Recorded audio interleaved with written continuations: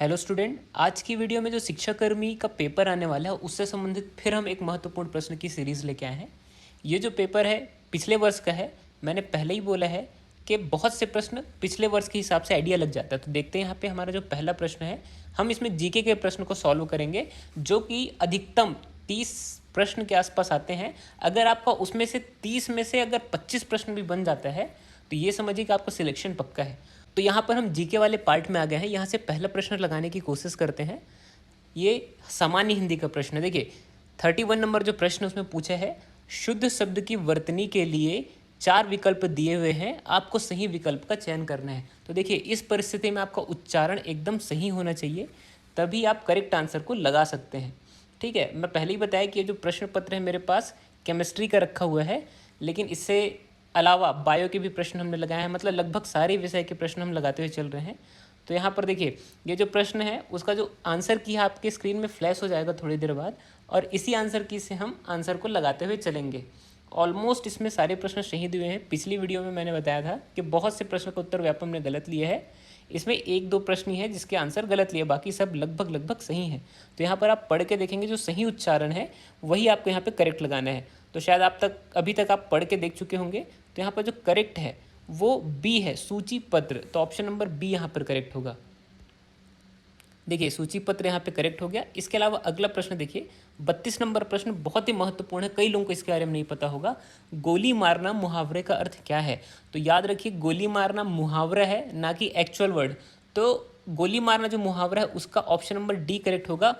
उपेक्षापूर्ण त्याग देना, देखिए किसी चीज़ की जरूरत नहीं होती हम उसको त्याग देते हैं, उसके लिए इस मुहावरे का प्रयोग किया जाता है। ठीक, इसके अलावा 33 नंबर प्रश्न को देखिए, किस छंद के प्रत्येक चरण में 28 मात्राएं होती है? तो याद रखिए जो ऑप्शन नंबर यहाँ पर ए करेक्ट आएगा। हरिगीति का जो छंद है वो एक प्रकार का सममात्रिक छंद भी कहा जाता है, जिसके प्रत्येक चरण में 28 मात्राएं होती हैं। ठीक है, यानी 16 और 12 के क्रम में इसमें 28 मात्राएं होती हैं। यानी जो एक पद है उसमें अल्प विराम जो बीच में लगा होता है, तो 16 और 18 के क्रम में इसमें क्या होती है, मात्राएं होती है। ठीक है, इसके अलावा अगला प्रश्न देख लेते हैं। तो यहाँ पर अगला प्रश्न है, थोथा चना बाजे घना का कहावत का अर्थ क्या है? तो यहाँ पर सबको क्लियर होगा। इसका आंसर नॉर्मली आप अक्सर पढ़ते हुए आ रहे हैं, बचपन से ही पढ़ते हुए आ रहे हैं इस प्रकार के मुहावरे। तो यहाँ पे जो अल्प ज्ञानी जो होते हैं, ज़्यादा बोलते हैं, तो उससे रिलेटेड है। तो यहाँ पर ऑप्शन नंबर ए करेक्ट आएगा, अल्पज्ञ जो बड़ी बड़ी बातें करते हैं। ठीक है, इसके अलावा 35 नंबर प्रश्न है। तो ये मेरे हिसाब से पिछले एग्जाम में शायद ही किसी से बना होगा, तो ये प्रश्न थोड़ा सा हार्ड है सामान्य स्टूडेंट लोगों के लिए। ये जो प्रश्न है वो मतलब विक्रोक्ति अलंकार से रिलेटेड है। यानी ऐसा जो प्रश्न, मतलब ऐसा कोई पद हो जिसका उच्चारण कुछ और हो रहा हो ध्वनि, और उसका आदमी सामने जो सुन रहा है उसका अर्थ कुछ और निकल रहा हो, उससे संबंधित है।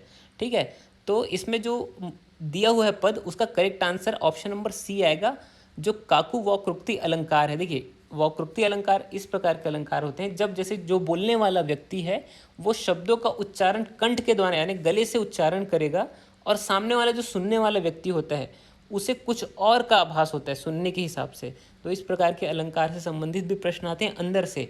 इसके अलावा अगला प्रश्न देख लेते हैं जीके का पोर्शन का। अब देखिए जो 41 नंबर प्रश्न है वो कंप्यूटर से रिलेटेड है। सीपीयू को खाली स्थान से संबंधित होने पर आगे का निर्देश मिलता है यानी पता चलता है। ठीक है, तो याद रखिए 41 नंबर प्रश्न है उसका करेक्ट आंसर होगा ऑप्शन नंबर डी करेक्ट होगा। ठीक, प्रोग्राम काउंटर के द्वारा। यहाँ पर ऑप्शन नंबर डी आप करेक्ट लगा लीजिए। इसके अलावा अगला इंपॉर्टेंट प्रश्न को देखिए, किस ऑप्टिकल मीडिया समूह में सबसे बड़ी स्टोरेज क्षमता होती है? तो याद रखिए ब्लू रे में होती है। हमेशा कहीं भी आपको इस प्रकार का अधिकतम स्टोरेज क्षमता वाला कोई भी प्रश्न है एग्जाम में, तो अगर ब्लू रे ऑप्शन में है तो उसको ही मार के आइए, क्योंकि इससे ज़्यादा स्टोरेज किसी की नहीं होती है, मतलब अकॉर्डिंग टू कंप्यूटर लैंग्वेज में। ठीक है, इसके अलावा 43 नंबर प्रश्न को देखिए। इसमें बोला है ग्राफिकल सिस्टम में पिक्चर में पिक्सल्स की सारणी को खाली स्थान में स्टोर किया जाता है। तो 43 नंबर जो प्रश्न है इसका correct answer option number B हो जाएगा, फ्रेम बार में। इस प्रकार के जो फ्रेम होते हैं जो नॉर्मली आप देखेंगे कोई भी पिक्चर है वो जब वीडियो फॉर्म में जाते हैं तो हर एक फ्रेम को मिला करके यानी पिक्सल फ्रेम से मिलते हैं, फ्रेम को मिला करके वीडियो बनाए जाते हैं। तो इस प्रकार का सिक्वेंशनल होता है। ठीक है, इसके अलावा 44 नंबर प्रश्न को देखिए। इसमें पूछा है आप कौन सी फंक्शन कुंजी स्पेशल चेक के लिए दबाएंगे? ठीक है, जब स्पेशल चेक के लिए अपन को प्रेस करना होता है तो जो F बार होता है कंप्यूटर में आपने अक्सर देखा होगा, ऊपर में जो F1 F2 F3 वाले जो की होते हैं, तो उसमें हमको क्या दबाना है? ऑप्शन नंबर सी यानी F7 को जब आप दबाएंगे तो वहाँ पे आपको स्पेशल चेक वाली कुंजी खुलेगी। इसके अलावा 45 नंबर प्रश्न को देखिए, इसमें पूछा है फ्यूज़र रोल किसके साथ लेपित होता है। ठीक है, यहाँ पर आपको इंग्लिश के भी प्रश्न मिल जाएंगे। अगर आपको इसका प्रश्न पत्र डाउनलोड करना है तो हमारे टेलीग्राम चैनल सीजी की स्टडी में जाके चेक कर सकते हैं। ठीक है, तो 45 नंबर जो प्रश्न उसका करेक्ट आंसर होगा ऑप्शन नंबर ए, टेफ्लॉन। ठीक है, इसके अलावा सामान्य ज्ञान वाला पोर्शन में हम आ जाते हैं जो जीके से रिलेटेड है। तो निम्नलिखित, मतलब इसमें जितने भी प्रश्न हैं वो जीके से रिलेटेड है।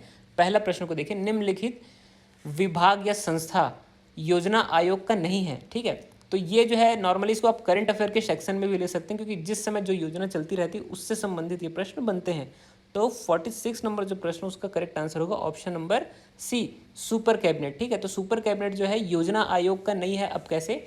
जब हम कैबिनेट से रिलेटेड कुछ भी चीज़ को पढ़ते हैं तो वो कॉन्स्टिट्यूशनल वाला हिस्सा हो जाता है। ठीक है, तो यहाँ पर सुपर कैबिनेट नहीं हो सकता। इसके अलावा 47 नंबर प्रश्न को देखिए, सत्य शोधक समाज की स्थापना किसने की थी? तो ज्योतिबा फुले ने की थी। ये अगर आप हिस्ट्री पढ़ेंगे तो आपको जानकारी होगा। इसके अलावा 48 नंबर प्रश्न को देखिए, शीतोष्ण कटिबंध किस क्षेत्र को कहते हैं? तो देखिए शीत और उष्ण संबंधी जो कटिबंध है ना, तो यहाँ पर याद रखिए जो कर्क रेखा है, कर्क रेखा के उत्तर एवं मकर रेखा से दक्षिण की ओर। ठीक है, आपको शायद पता होगा हमारे भारत में जो मध्य से एक कर्क रेखा गुजरती है, शायद आपको पता होगा। ठीक है, और उसके ऊपर जो है मकर रेखा होती है। तो इन दोनों के बीच का जो हिस्सा है वो क्या होता है? वो शीतोष्ण कटिबंध वाला हिस्सा होता है। तो ऑप्शन नंबर ए करेक्ट आ जाएगा। ठीक, इसके अलावा 49 नंबर प्रश्न को देखिए, निम्नलिखित में से कौन सा छत्तीसगढ़ लोकगीत पुराण की गाथा है? तो 49 नंबर जो प्रश्न उसका करेक्ट आंसर रहेगा ऑप्शन नंबर बी। इसके अलावा 50 नंबर प्रश्न को देखिए, भारतीय संविधान में धार्मिक स्वतंत्रता का अधिकार किस अनुच्छेद के अंतर्गत है? तो ऑप्शन नंबर ए करेक्ट होगा, अनुच्छेद 25 के अंतर्गत इसको रखा गया। देखिए मैं आपको खास बात ये बताना चाह रहा हूँ, इसमें आपको कोई विशेष टॉपिक के ऊपर डाउट हो जिसको आपको रटना है, जिससे अधिक से अधिक प्रश्न बनते हैं, तो उससे रिलेटेड आप मेरे को कमेंट सेक्शन में कमेंट कीजिए। मैं आपका विशेष उस टॉपिक को लेकर के आऊँगा जिसमें आपको ज़्यादातर डाउट है और ज़्यादा से ज़्यादा उसके लिए प्रश्न बनते हैं। ठीक है, और एकदम डिटेल से, एकदम अच्छे तरीके से मैं समझाने की कोशिश करूँगा। मैं पूरी कोशिश करूँगा कि आपके लिए विशेष टॉपिक के लिए वीडियो लाऊँ। तब तक के लिए stay safe and peace out.